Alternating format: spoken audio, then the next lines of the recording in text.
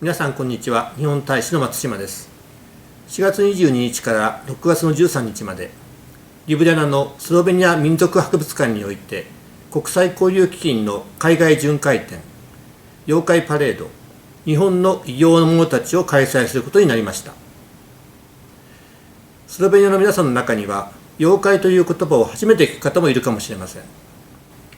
妖怪には決まった定義はありませんが、人が理解できない怪奇現象や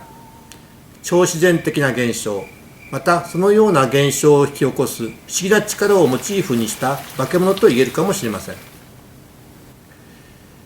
日本の古代の歴史書にも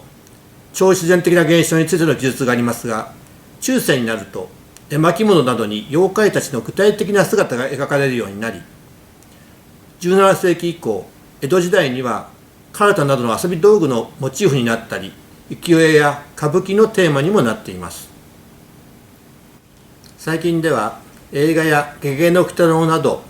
日本では世代を超えて親しまれているアニメなどにも妖怪が登場しますので、皆さんの中にはすでにご覧になったことがある方もいるかもしれません。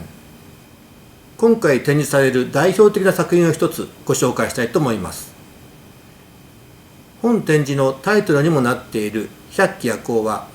妖怪絵巻の中でも代表的な作品です。闇がまだ身近にあった時代に、人々は闇の中に何か得体の知れないものの存在を感じ取っていました。その得体の知れないものを絵として具体化したものが百鬼夜行絵巻と言われています。平安時代には実際にこの百鬼夜行に遭遇したという話も残されており、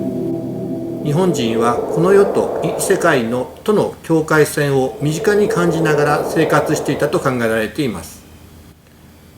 このように妖怪を描いた絵巻物は数多く残っていますが、描かれた絵には多くの謎もまた残されています。今回の展覧会では他にも17世紀以降の絵巻物や近代の映画のポスターまで、さまざまな妖怪が描かれた多くの作品を展示して、日本の妖怪文化を広く紹介する内容となっています。